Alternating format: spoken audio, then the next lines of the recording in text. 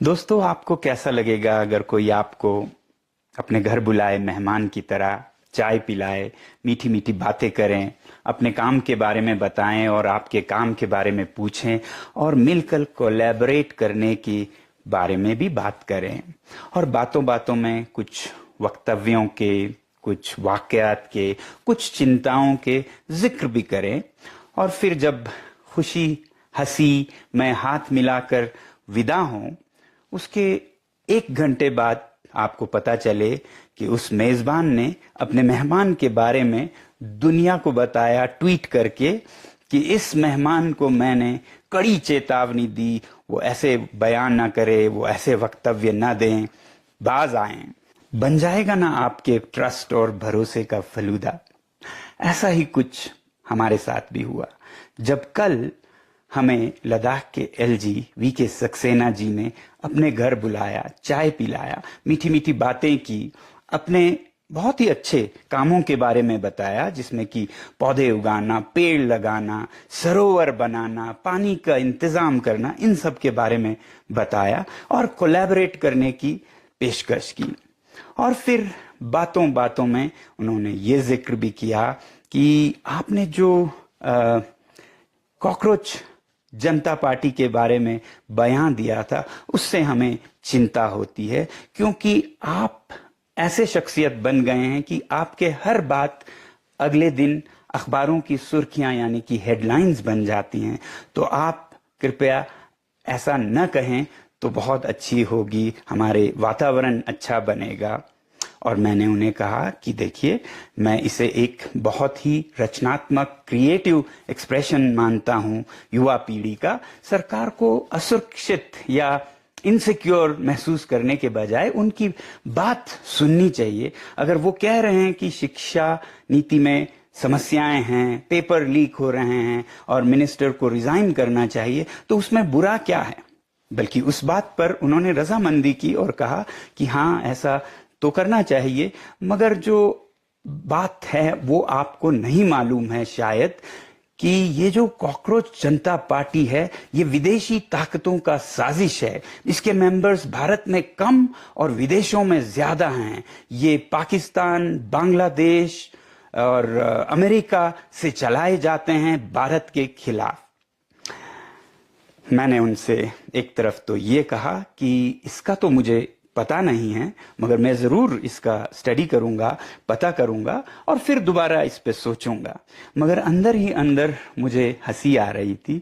हंसी इस बात की, शायद एलजी साहब को ये नहीं पता था कि ये सब बातें या कहानियां वो उस आदमी को सुना रहे थे जिस आदमी पर करीब 8 महीने पहले ऐसे ही कहानियां बनाकर कि इसके पाकिस्तान से संबंध हैं, चीन से संबंध हैं, सोरोस फाउंडेशन से संबंध है, ऐसे कहानियां फैलाकर उसे एनएसए के अंदर जेल में 6 महीने बंद किया था। मैं वही शख्स था, मगर शायद उन्हें नहीं पता था क्योंकि वो नए हैं।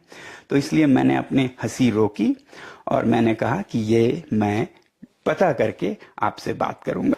और उसके बाद हमारी बातें इतने प्यार और मोहब्बत से हुई कि उन्होंने एक निमंत्रण भी दिया अगले दिन के एक फंक्शन के लिए।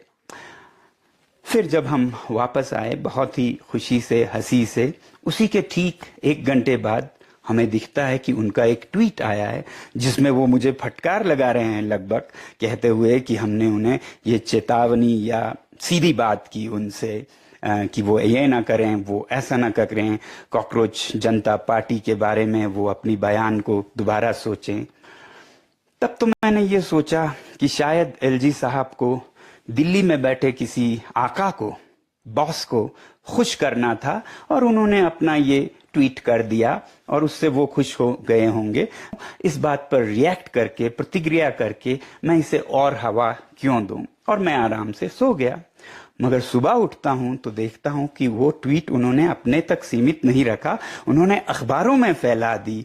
Times of India, Indian Express, सारे अखबारों में सोनम वांगचुक को एलजी लद्दाख ने चेतावनी दी और उनके एक माउथ पीस है इंडस डिस्पैच, यहां तक कहते हैं लद्दाख के एलजी विनय कुमार सक्सेना ने एक्टिविस्ट सोनम वांगचुक को कड़ी चेतावनी देते हुए कहा है कि मिसलीडिंग, और प्रोवोकेटिव नैरेटिव से बचना चाहिए?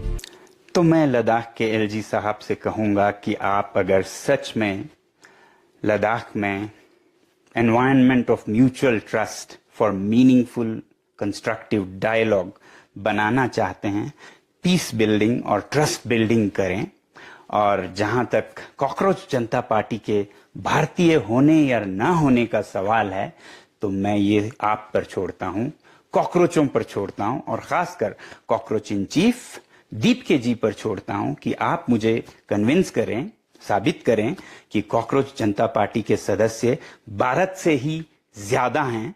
तो मैं आपका समर्थन वैसे ही करता रहूं जैसे पहले किया, क्योंकि अगर कुछ लोग कहते हैं 94% भारत से हैं, 6% बाहर से हैं।